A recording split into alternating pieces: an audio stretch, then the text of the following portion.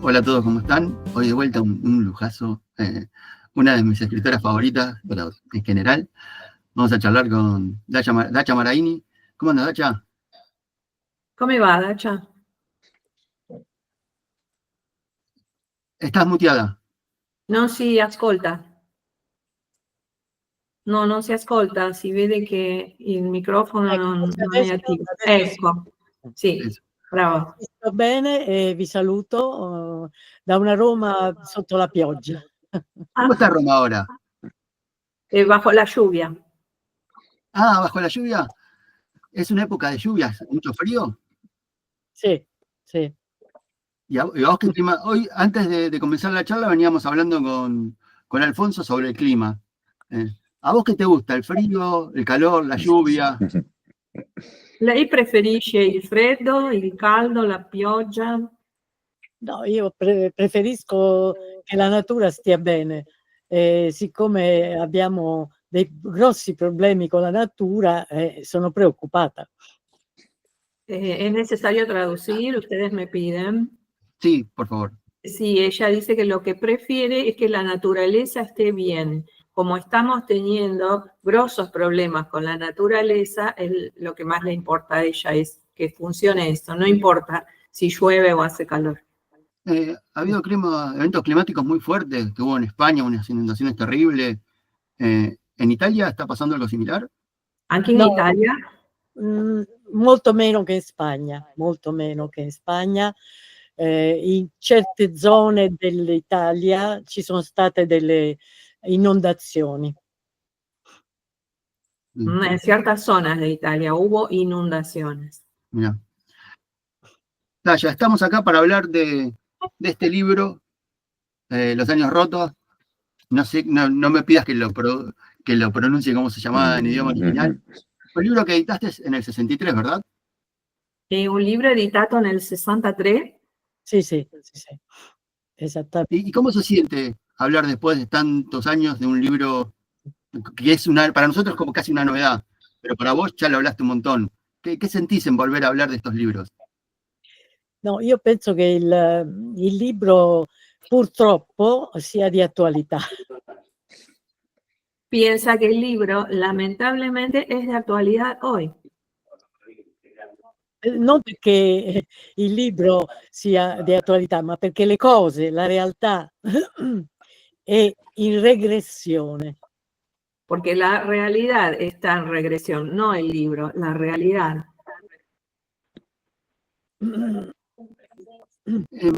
Ahí hablas, antes de meterme en el tema del libro, hay como muchos libros en esa época que van demostrando todo lo que dejó la guerra. Es la juventud en la posguerra, después de la guerra. Son libros de iniciación, de crecimiento.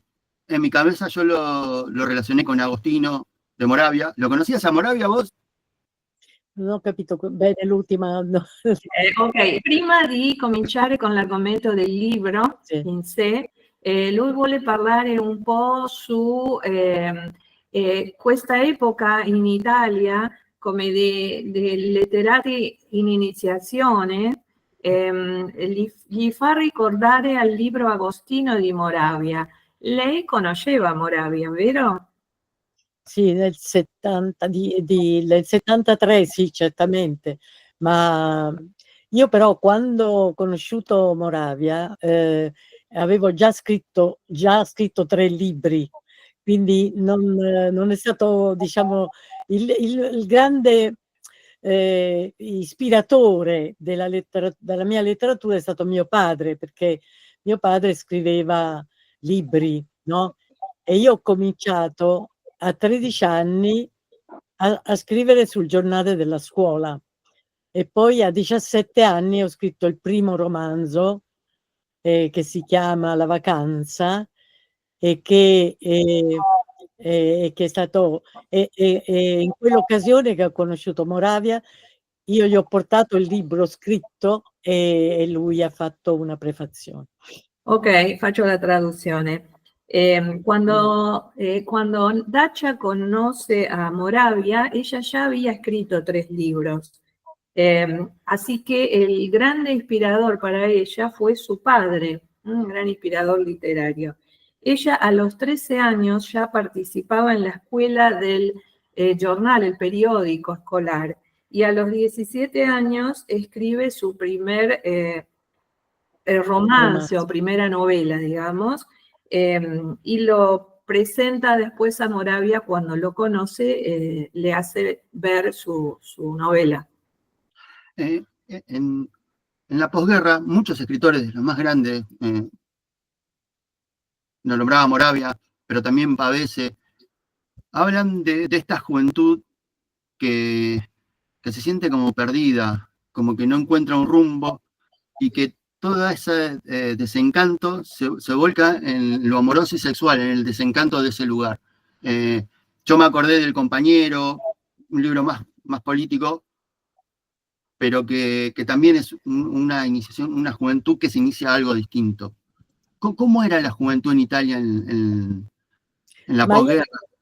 Che questo si può chiamare, ho capito la domanda, che questo si può chiamare esistenzialismo, no? Questo fenomeno di distacco, come ha detto il nostro amico, il distacco dalla materia trattata è tipico dell'esistenzialismo. L'esistenzialismo è proprio stato Moravia che ha cominciato in Europa, poi sono venuto Camus, per esempio, grande scrittore esistenzialista, poi sono venuti altri scrittori, però direi che lui è stato proprio l'iniziatore di questo stile, che era appunto quello di creare un distacco dalla materia, e secondo me questo esistenzialismo si ispirava addirittura a Shakespeare, perché l'Amleto è proprio questo. E il primo libro di Moravia, che si chiama Gli Indifferenti, è proprio molto vicino ad Amleto, è l'impotenza di chi non crede nelle armi, di chi crede nelle parole, e di fronte all'azione delle persone non riesce a reagire con la violenza. Ecco. Ok, allora, esto que vos decís, Martín, de el desencanto, ella lo llama el distacco, tiene que ver con el existencialismo, y el primero en hablar de eso fue Moravia en su libro Gli Indifferenti. Pero dice que a su vez él toma este tema del existencialismo, que ya hablaba de eso Shakespeare en su libro Hamlet, donde muestra cómo hay personas que no son capaces de reaccionar a la violencia y se mantienen como en la indiferencia.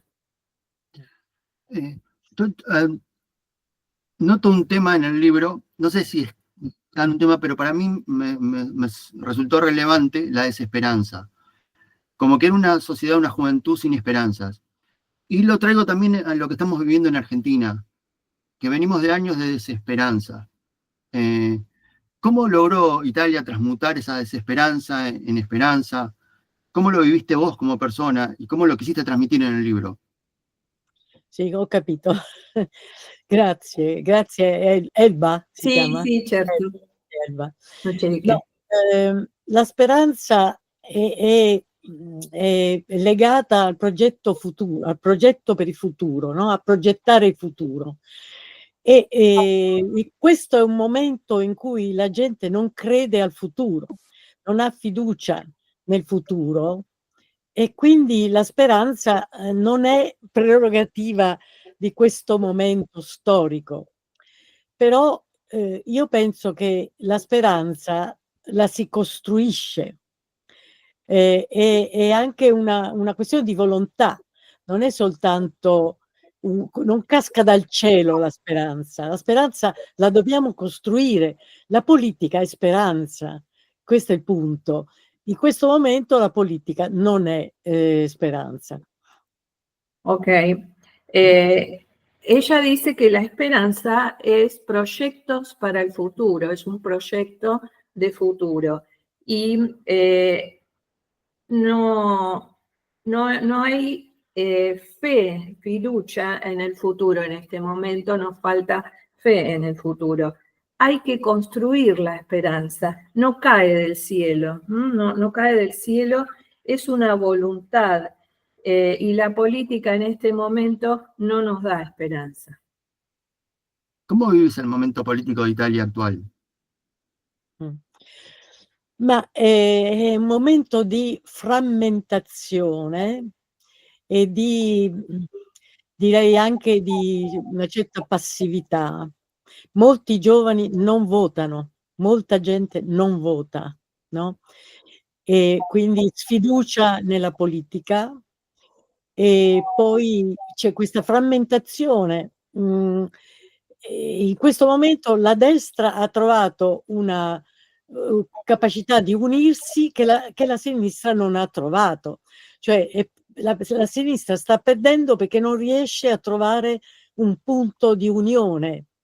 E questo è molto grave secondo me, perché c'è troppo personalismo e troppa frammentazione. Bien, Elba, se non è chiaro me lo chiedi. No, clarísimo. Demasiada fragmentación y demasiado personalismo. La izquierda, la sinistra, está perdiendo capacidad de unirse, por eso la destra, la derecha, ha logrado esta capacidad de unirse y ha conseguido lo que está perdiendo la izquierda. La frase è divide e trionfarás. Questo non l'ho capito. Questo modo di dire proverbio che dice divide e vincerai. Vincerai. Sì. È così, è così. Noi diciamo in latino divide e timpera. Lo dice en latino la señora que no tengo capacidad de decirlo en latino como lei.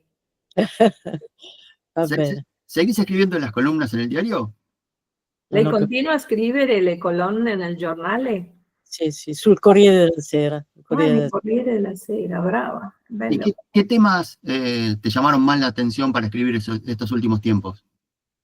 Quali argomenti sono quelli che hanno attirato la sua attenzione in questi ultimi tempi?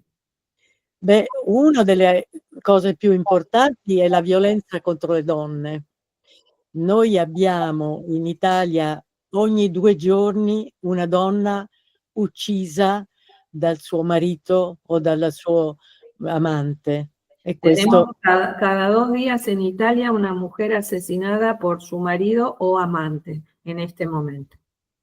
E questo è un tema importante, violenza contro le donne, no? Poi c'è la guerra. Y además la guerra. La guerra è un tema importantissimo, perché la domanda è: si può non fare la guerra e accettare la prepotenza di un dittatore, oppure bisogna rispondere alla prepotenza con le armi? Questo è un punto interrogativo su cui discutiamo tutti i giorni. La pregunta, ella pone una pregunta: ¿se puede recibir violencia sin responder, sin hacer guerra, o hay que responder defendiéndose con las armas? Sì, però la violenza è l'occupazione di un paese, Claro. non è una violenza. ¿Se entendió? La violencia es ocupar un país. ¿Hay que responder o no a esa violencia? Esa es la pregunta que se hacen todos los días.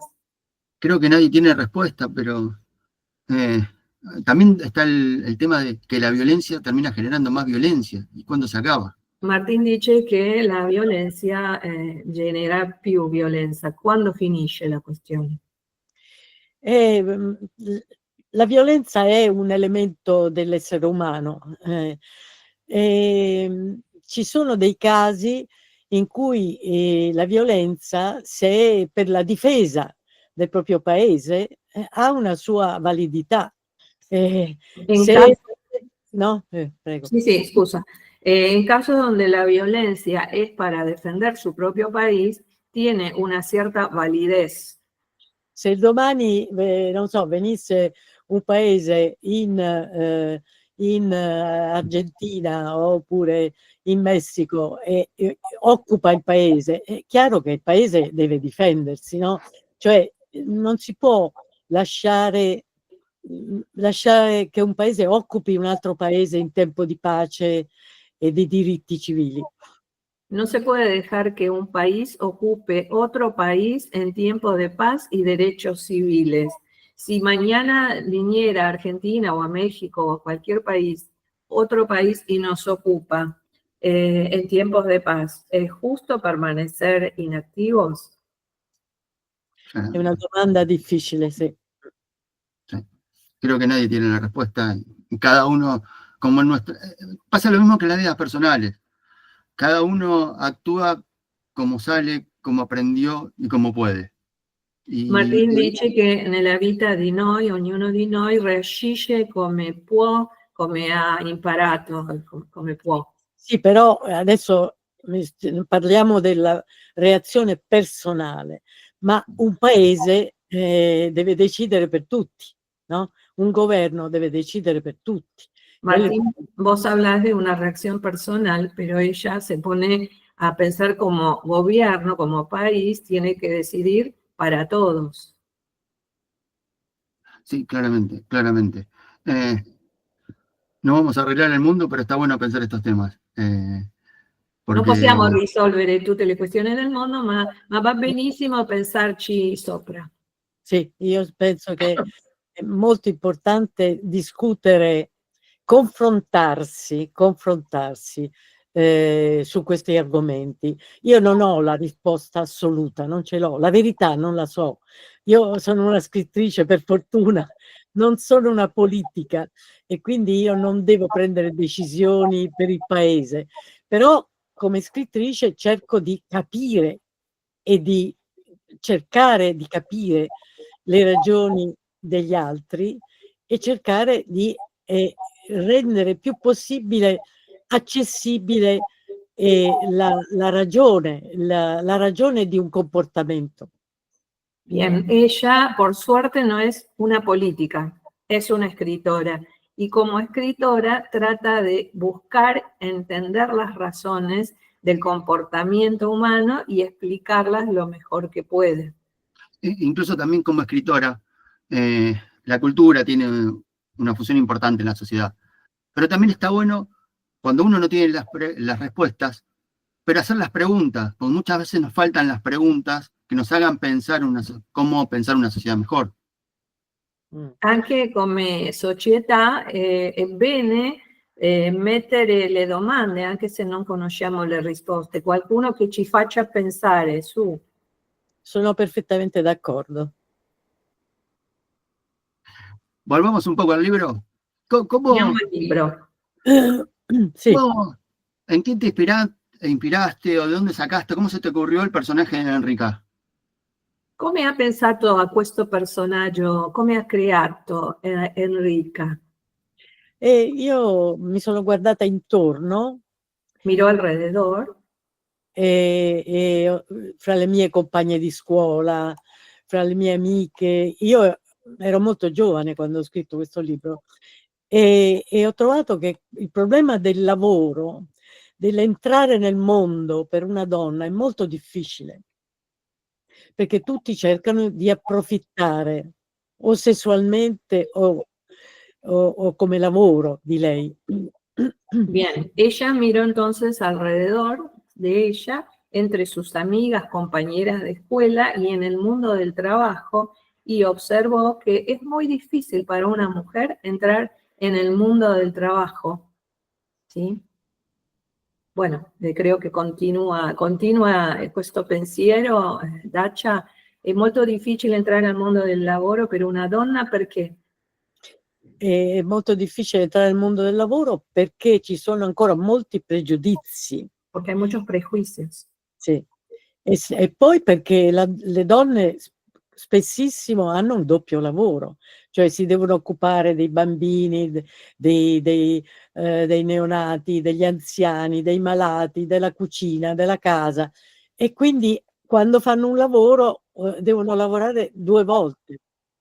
Bien, entonces es difícil por los prejuicios existentes y aparte porque la mujer cuando trabaja tiene que hacer un doble trabajo, ocuparse de la casa, del marido, de los hijos, de los enfermos, de la cocina. Entonces hace doble trabajo. ¿Y por qué elegiste que Enrica esté en un mundo netamente de hombres, donde la figura femenina prácticamente no está en su familia? Está con un padre, la madre la deja joven, está con una pareja que no es pareja, César, que tiene un padre pero tampoco tiene madre. ¿Por qué ambientarlo? Allora, perché ha pensato a Enrica che è praticamente sola, senza padre, senza madre, un fidanzato che non è un fidanzato? No, ce l'ha il padre e la madre, solo che sono assenti perché la madre lavora troppo, perché il padre ha le sue fissazioni e non riesce a comunicare con i genitori. Non c'è comunicazione in quella famiglia. Però questo io l'ho notato in molte famiglie di amiche mie, di persone che conoscevo, in cui non c'era l'affetto c'è, magari la voglia di aiutare, però non comunicano, non parlano, non riescono ad aiutarsi l'un l'altro. Bien, ella dice que los padres existen. El problema es que no tienen comunicación entre ellos. Que afecto hay, pero cada uno está en sus ocupaciones, en su mundo, y no llegan y no logran comunicarse. ¿Por qué elegiste que el padre haga jaulas? Perché questo genitore fa le gabbie? Sì. È anche un atto simbolico, no? Lui si sente chiuso in una gabbia. Per vincere questa sensazione di prigionia, lui costruisce le gabbie per gli uccelli, però in realtà lui si sente in gabbia, quindi simbolicamente la gabbia è la sua. Ah, ok. Él se siente prisionero él mismo. Entonces, el símbolo de la jaula que él construye para los pájaros es como para vencer esa prigionía, ese encierro que él siente sobre sí mismo. Lo transfiere a la construcción de jaulas para pájaros. En realidad a mí me da la sensación que cada uno de los personajes estaban construyendo su propia jaula. Dice Martín che ognuno dei personaggi sta costruendo la propria gabbia. Sì, un po' è così, è così. Cioè, c'è una gabbia sociale, no? Hay Che una jaula tiene social. chiusa la madre da una parte, il padre dall'altra, e anche lei che cerca lavoro e ogni volta si trova dentro una gabbia. Quindi ha detto molto bene che effettivamente ciascuno si costruisce la sua gabbia. Has dicho muy bien que cada uno se construye su propia jaula y cada vez que ella busca trabajo se encuentra con algún obstáculo y siempre cae dentro de su propia prisión. Y también dejas traducir un poco una crítica a las clases sociales altas de esa época. Muy referido a la condesa, que en realidad esta desesperanza, esta tristeza no tendría que ver solamente con las clases bajas, sino que sucede de otra forma en las clases altas. ¿Era todo tan así en esa época? Anche lei fa una critica alle classi sociali più alti. Era così in quell'epoca? No, però Enrica non è una classe sociale alta, è un piccolo No, borghese. perdón, lo decía por la condesa. La contessa. Sì, la contessa, sì. Beh, purtroppo la differenza fra le classi era molto forte. Sto parlando del periodo del dopoguerra. La differenza fra le classi era molto forte e c'era ancora un resto di persone molto ricche che si erano arricchite con la guerra e che vivevano in una certa abbondanza, mentre la piccola borghesia, la famiglia per esempio di Enrica, è invece una famiglia piuttosto povera. Che è successo? Dice Dacia que después de la guerra, en la posguerra, las diferencias de las clases sociales eran muy importantes, que había una burguesía rica que se había enriquecido más con la guerra, y estaba la pequeña burguesía, como la familia de Enrica, que eran absolutamente débiles en comparación con las clases altas. Y un poco también el descontento claramente se ve reflejado en la vida amorosa y sexual. Como que todo da lo mismo. Come che tutto è uguale, questo scontento che si sente nel personaggio Enrica. Beh, lei è chiaramente una persona che entra nella vita degli adulti, no? È giovanissima e lei entra nel mondo del lavoro. Ora, mentre nel periodo degli studi le ragazze sono paritarie con i ragazzi, nel momento che entrano nel mondo del lavoro si cominciano le disparità. E lei si trova a provare sulla sua pelle la differenza fra un lavoro maschile e un lavoro femminile. Adoré eso que dijo, sono absolutamente de acuerdo personales. Dice que mientras las chicas están en el mundo del estudio, tienen paridad con sus compañeros de estudio, están en el mismo plano, pero cuando terminan de estudiar y tienen que salir al mundo del trabajo, ahí empiezan a encontrar la disparidad, la desigualdad con los varones. Sì. Naturalmente questo vale per l'Europa, per i paesi democratici, perché tu sai, Erba, che ci sono paesi a 100 chilometri di distanza dove le donne non hanno neanche il diritto di studiare, di partecipare, di lavorare. Quindi, però Sí, queste dice que esto es válido en países como Europa, absolutamente democráticos, pero tenemos que pensar o saber que a 100 kilómetros de distancia tal vez hay países donde las mujeres no tienen ni siquiera el derecho de estudiar. E sai che con la globalizzazione, che la cultura oggi insomma è globalizzata, no? Con la globalizzazione noi non possiamo più pensare che ci sono dei mondi separati da cui non abbiamo niente a che vedere. La globalizzazione ci mette tutti più o meno nella stessa barca e quindi non possiamo non pensare che l'Iran o l'Afghanistan in qualche modo sono parte della nostra futuro. Bien, hoy con la globalización no podemos desconocer que estamos todos en el mismo barco y no podemos desconocer que Irán o Afganistán no nos toquen en definitiva a nosotros también. Estamos todos en el mismo barco. Es fuerte eso que decís allá. ¿Realmente pensás que nos puede tocar a unas sociedades como las nuestras lo que está pasando en Irán, que podemos tener esa regresión? Me sorprende que lo digas, ¿eh? Lei pensa veramente che questioni come l'Iran o l'Afghanistan possano influenzare anche noi? Sì, certo, perché con la immigrazione, no, noi abbiamo tutti i giorni migliaia di persone che arrivano in Italia dalla Siria, dall'Africa, dal Medio Oriente, e portano le loro abitudini, il loro pensiero. E questo, se non altro, anche se non influenzano le nostre abitudini, però creano paura. Cioè, secondo me, molte delle decisioni politiche di oggi derivano dalla paura dell'immigrazione, della perdita di identità. Ok.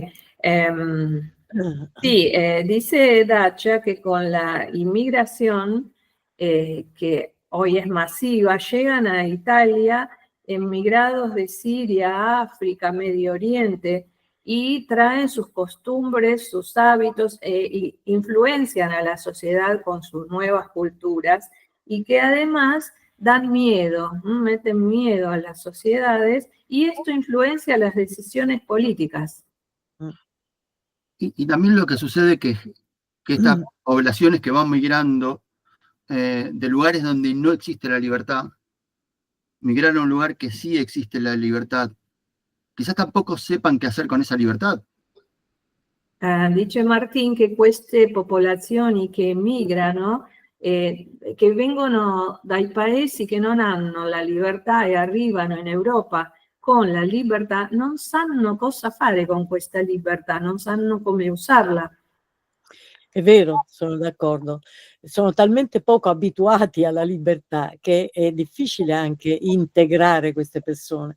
Però questo, a prescindere dalla quantità di immigrati, crea, come ho detto prima, paura. E la paura, io sono convinta che la paura di perdere la propria identità è quella che ha fatto oggi votare a destra la maggioranza del popolo italiano. È la paura che ha fatto votare a destra. Bien, dice que prescindiendo de la cantidad de migrantes que lleguen, igual crean miedo y ella está convencida que es el miedo a estos cambios o migrantes que hizo votar a la derecha in Italia. Lei sa che anche noi in Argentina abbiamo votato un presidente di estrema destra. Lo so, l'ho letto, sì, ho letto, mi sono informata.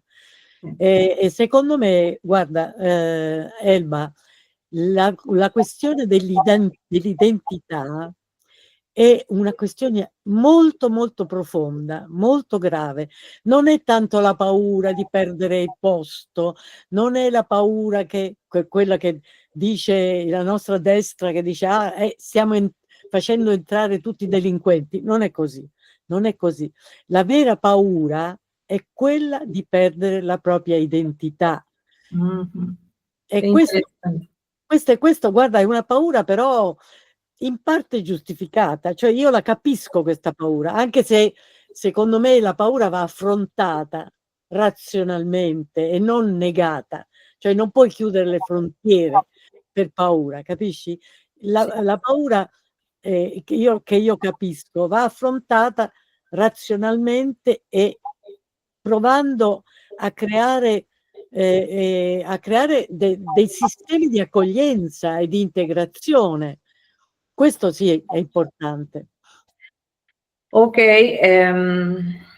ella piensa que este temor hay que afrontarlo racionalmente, creando sistemas de recibimiento, de acogida de estos migrantes.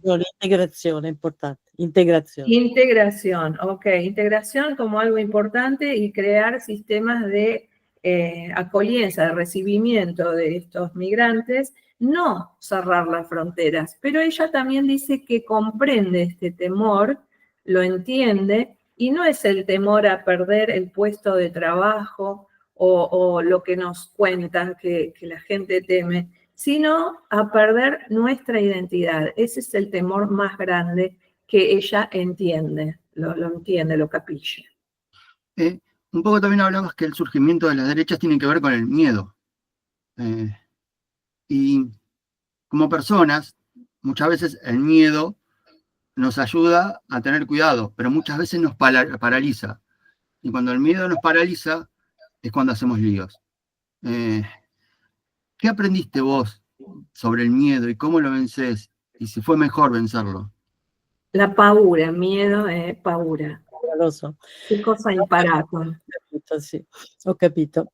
Beh, la peggiore paura io l'ho avuta in Giappone quando avevo 7 anni, che ero in campo di concentramento. Lì ogni sera io mi stupivo di essere viva. Quindi era veramente la paura della fame, delle malattie, delle bombe. Veramente ero terrorizzata. Su peor miedo lo tuvo a los 7 años cuando estaba en el campo de concentración en Japón y tenía miedo al hambre, a las enfermedades, a la bomba. Estaba verdaderamente aterrorizada. Sì. pensa che i guardiani, no, del campo ogni mattina dicevano: quando noi vinceremo la guerra vi taglieremo la gola. Pensemos que los guardianes del campo de concentración cada mañana les decían, cuando ganemos la guerra les vamos a cortar la garganta. Per una bambina, no, io avevo 7 anni, pensare che tutta la famiglia sarebbe morta con la gola tagliata era una cosa terribile, era un trauma che non mi faceva dormire la notte, che stavo male, capisci? No podía dormir de noche, estaba mal. Una nena de 7 años pensando que toda su familia le iban a cortar la garganta, era algo terrible. Si Ecco. capisce? Come l'ho vinta? Perché la domanda è questa, no? Come ho vinto questa paura? Beh, devo dire che mia madre in questo caso è stata molto importante, perché mia madre è una donna coraggiosissima che di fronte ai pericoli non si arrendeva mai. Di fronte a un pericolo diceva: cosa possiamo fare? Cerchiamo di fare qualcosa. Era molto attiva e non passiva, e mi ha aiutato perché mi ha dato un esempio di reattività, di resistenza, di forza morale, che per me è stata molto importante. Bien, su madre fue importante para ella en este momento, porque la madre era muy valiente, mucho coraje y de frente a los peligros no se rendía nunca, era proactiva, era activa y siempre buscaba ante una situación de peligro, ¿qué podemos hacer? ¿Cómo podemos vencerla? Resistir, fuerza, todo eso le transmitió su madre. Y todo eso también transmitís vos. Tutto quello anche trasmette lei a noi. Lo spero, magari. Ojalá. Y este trauma de chiquita, ¿ya es pasado o sigue siendo presente? È già passato questo trauma o continua ancora al presente?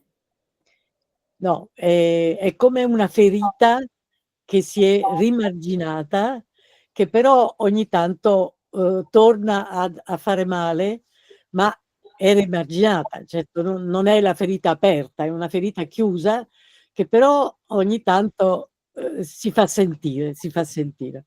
Es una herida ya cicatrizada, pero que cada tanto vuelve y hace mal, se hace sentir, aunque ya está cicatrizada. Claramente la respuesta es no a lo que te voy a preguntar, pero ¿serías la misma Gaia hoy sin haber pasado por esa experiencia?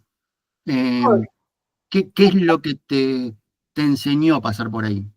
Oggi lei sarebbe la stessa Dacia anche senza aver vissuto quell'esperienza o sarebbe un'altra diversa Dacia? Che cosa ha imparato da questa esperienza? Questo è molto difficile da dire cosa sarei stata, però io ho imparato molto, sì. Ho imparato a sopravvivere. Aprendió a sobrevivir. E guarda che questa è un'esperienza molto importante, cioè vuol dire sapersi adeguare alle situazioni difficili, cioè non perdersi d'animo, no, una situazione difficile ai limiti della morte, e imparare a resistere e a fare dei progetti per il futuro. Bien, aprendió mucho a no perder el ánimo, a resistir y a hacer proyectos para el futuro. Teniendo tan cerca la muerte, ¿llegaste a pensar sobre la muerte o qué es la muerte? Sì, ho capito la domanda. Sì, la morte allora era una realtà concreta, di giorno in giorno, no, le bombe veramente cadevano vicino a noi. Hiroshima è stata a 100 chilometri di distanza, è caduta la bomba a Hiroshima. E quindi la morte era una presenza quotidiana. Adesso naturalmente invecchiando il futuro, uno pensa alla morte come un futuro, pensa che ecco, io quello che la morte non mi fa paura, però mi fa paura mancanza di indipendenza. Io ho il terrore, perché io vivo sola, sono autonoma e ho paura di perdere la mia indipendenza. Quindi non tanto la morte quanto la malattia, quello sì, mi fa paura. Bien. Sí, el miedo ha sido muy grande. Pensemos que Hiroshima se encontraba solo a 100 kilómetros de distancia de donde estaba ella. O sea que la amenaza de la muerte estaba siempre cerca. Pero no tiene miedo a la muerte. Pero sí hoy, a una edad madura, piensa en la muerte sin tener temor, pero en cambio le tiene temor a la falta de independencia, a la falta de autonomía. Ella vive sola, es independiente, y lo que le da temor es perder esa autonomía, esa posibilidad, no la muerte. Hoy después de haber pasado por momentos tan desagradables, tan traumáticos como tu experiencia en Japón, después de haber tenido vidas bellas, haber perdido amigos como Pasolini de una manera violenta, ¿qué opinión tenés de vivir, de la vida? Avendo vissuto queste esperienze, avendo perso amici come Pasolini, qual è la sua esperienza o come definisce la vita? Beh, la vita ha la sua grandezza, la sua bellezza, ma anche i suoi orrori. In questo momento storico io credo che siamo di fronte a delle nuove paure collettive, come c'è la possibilità di una guerra mondiale, della terza guerra mondiale, e questo crea angoscia.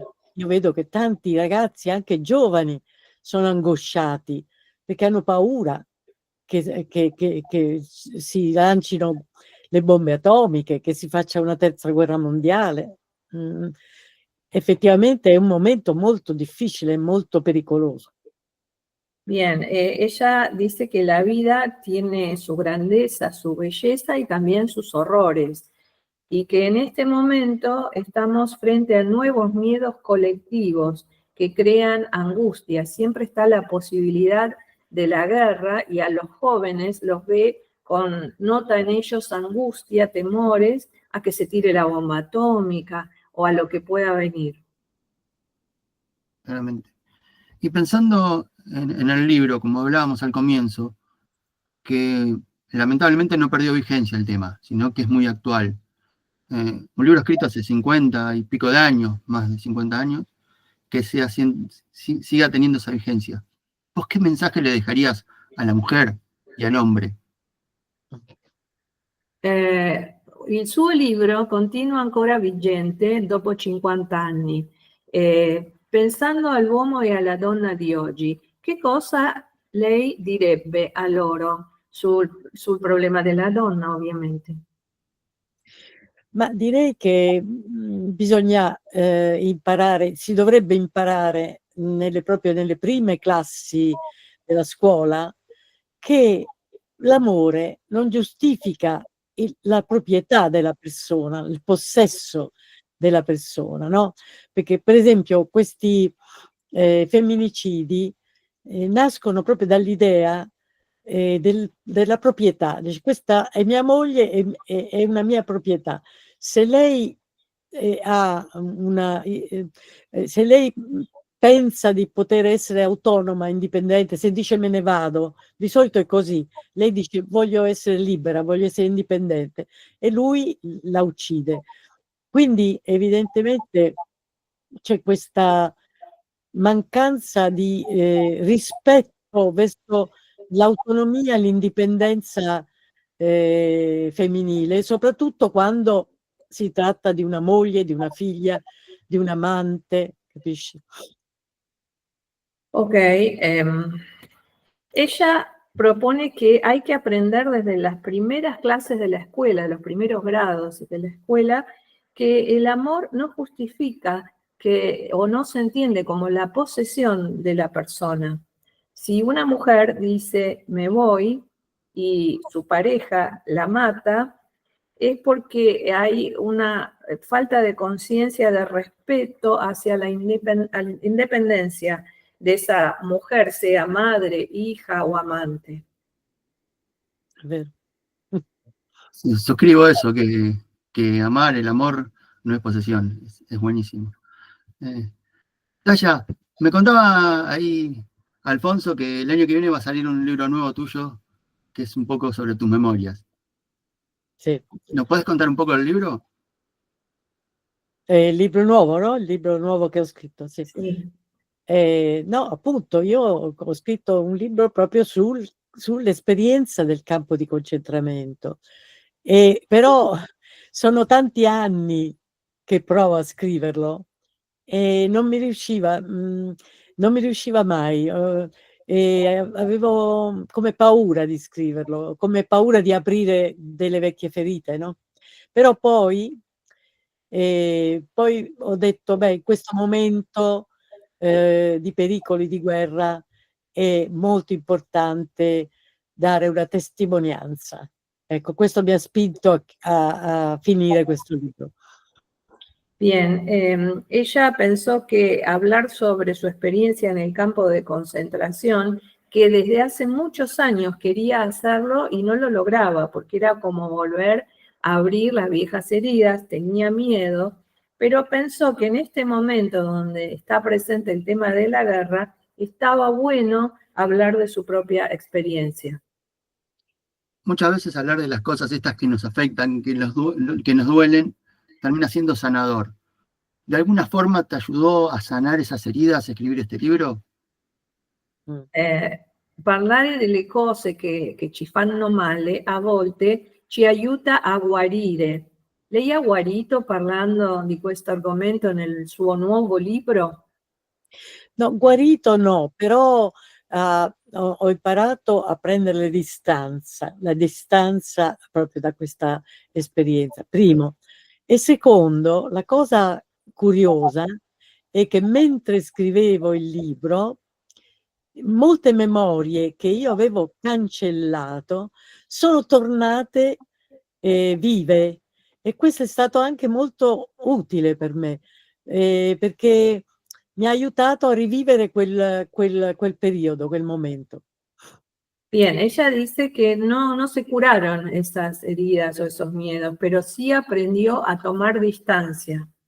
Y como segunda observación, dice que en la experiencia de escribir estas memorias, le volvieron a la memoria, valga la redundancia, muchas experiencias revivió que no se acordaba y que le volvieron a su memoria. Chicos, ¿alguno les quiere hacer alguna pregunta? Domande, ragazzi, volete fare una domanda? Victoria. Sí, hola, ¿se escucha? Sí. Ah, perfecto. Bueno, quería felicitarla por su coraje, por su trabajo, y quería preguntarle qué mensaje tiene para las mujeres jóvenes y quizá para esas que ella dice que nota por ahí desesperanzadas. Se lei ha qualche messaggio per le donne giovani che lei vede con questo sentimento di distacco, mancanza di speranza. Io di solito quando vado nelle scuole, perché vado spesso nelle scuole, mi invitano, chiedo se hanno una passione, no? A ogni ragazzo o ragazza che mi chiede qualcosa dico: "Ma tu hai una passione?" E allora se mi dicono di sì, dico: "Guarda, tu devi coltivare la tua passione, perché questo è un mondo in cui se si vuole riuscire bisogna coltivare una passione e mettere qualcosa della propria forza emotiva, la forza vitale nella propria passione." Bien, a ella la invita muy frecuentemente a las escuelas y les pregunta a los jóvenes si tienen alguna pasión. Y si le dicen que sí, responden afirmativamente, dice que tienen que cultivar esta pasión y poner algo de su propia fuerza, de su propia pasión para superar este mundo con tantos obstáculos. Quando dico passione, non sto parlando di amore, di passione No, erotica. Guille. Sto parlando di passione per non so, per la musica, per la matematica, per gli affari, per la medicina, insomma, per una passione per qualche cosa che ci prende, che ci dà voglia di continuare. Pasión no entendida como amor, sino la pasión, creo, entendieron todos por la música, por la medicina, por la escritura, la literatura, aunque cualquier cosa que nos haga continuar. Bien. ¿Algún otro que quiera hacer una pregunta? No quiero terminar la charla sin que me hables un poco de Pasolini, de Moravia, de Maria Callas, ese grupo de ustedes, cómo se conocieron. Sì, io dunque Moravia l'ho conosciuto perché l'editore, quando io ho portato il mio libro, il mio primo romanzo, mi ha chiesto una prefazione di uno scrittore già famoso. Io ho chiesto a Calvino, a Bassani, però nessuno voleva fare perché non avevano voglia, non lo so. Moravia è stato molto generoso perché ha letto il libro, ha letto il mio manoscritto e ha detto io lo faccio volentieri, ha creduto nel mio libro, insomma, ha creduto nel mio libro e quindi questo è stato l'inizio. Pasolini l'ho conosciuto perché nell'epoca, in quegli anni, gli intellettuali, gli scrittori, i pittori, i musicisti si incontravano per stare insieme. C'era una solidarietà che adesso non c'è più, ma allora c'era. E quindi io l'ho conosciuto così in mezzo agli altri poeti, pittori, eccetera.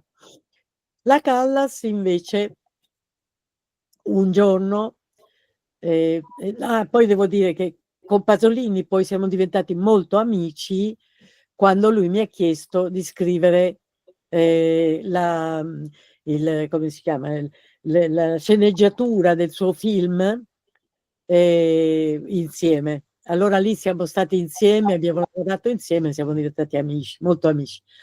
La Callas invece, non so se vuoi che intanto tradurre, poi te... No, va bene, vado avanti.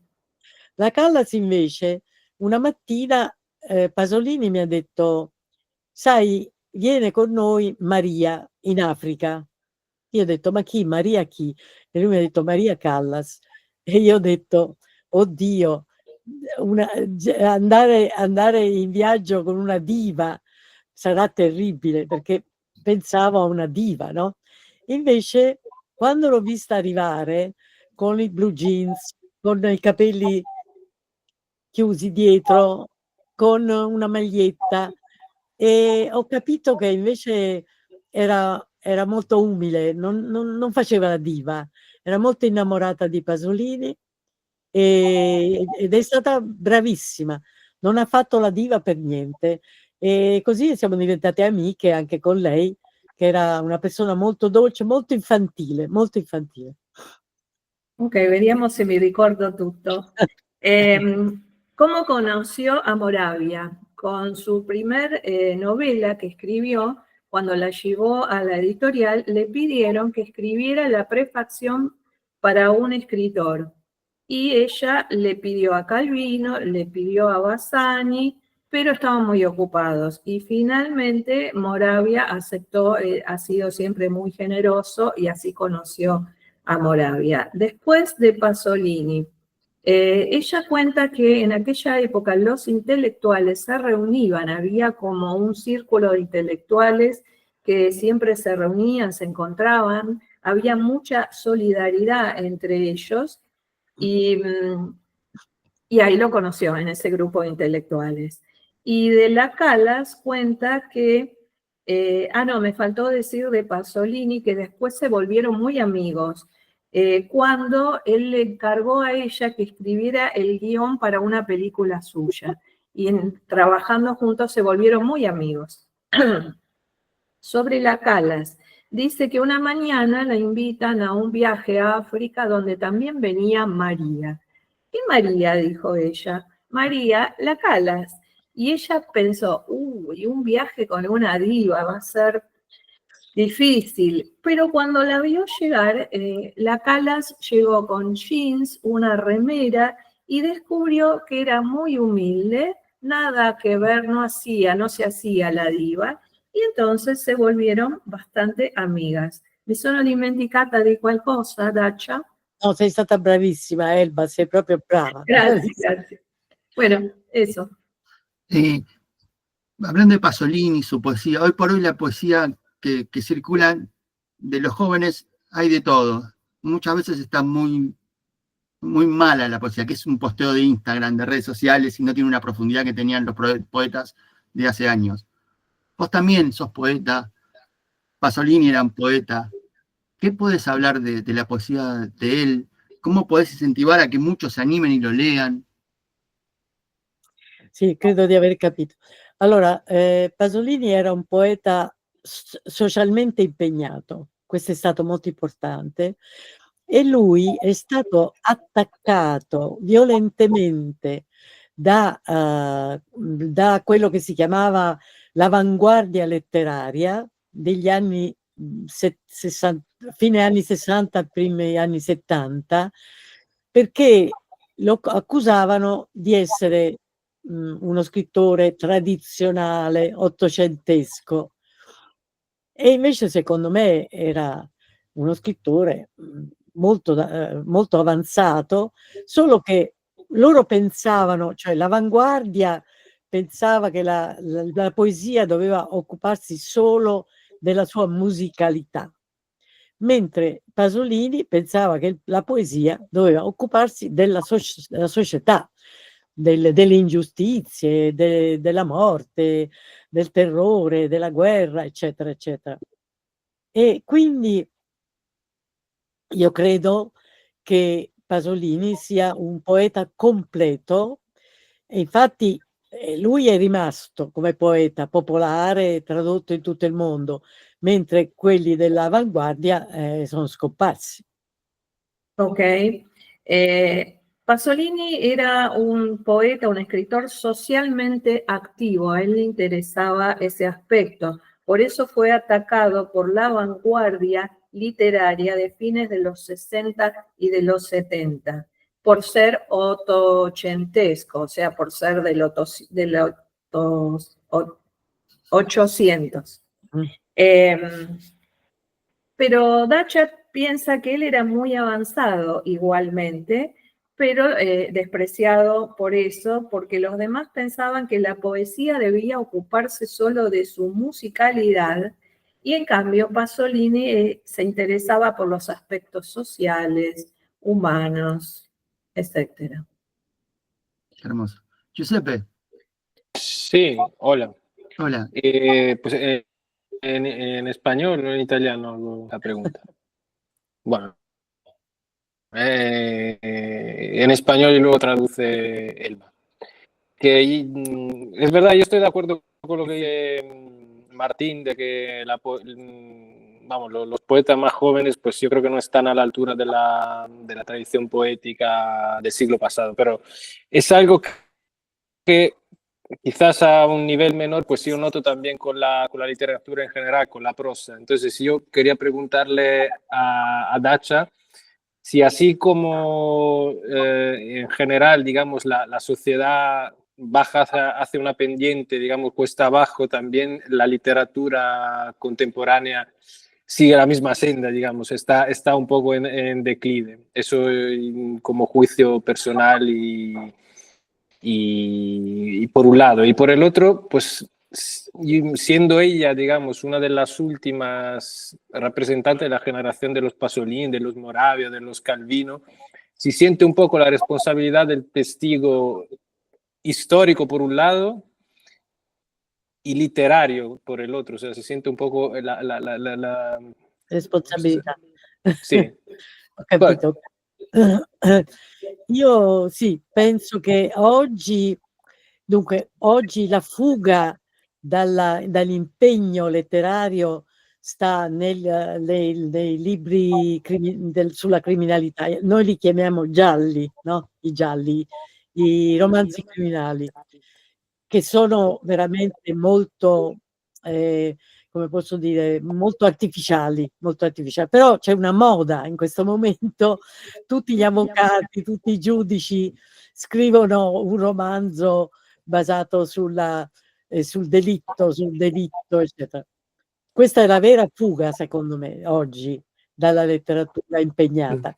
Poi c'è una letteratura piuttosto diffusa sulla famiglia, cioè che racconta la crisi della famiglia. E questo è interessante perché è una realtà, cioè i genitori non hanno più autorità, non hanno più autorevolezza e questo crea problemi. I figli sono viziati, c'è un rapporto conflittuale fra generazioni. E poi c'è qualcuno che usa il romanzo come impegno sociale, ma sono una minoranza oggi assoluta. C'è Saviano, per esempio, no? È un esempio di... Però ecco, poi molti libri invece, molti libri storici, molti romanzi storici. Sí. Ok.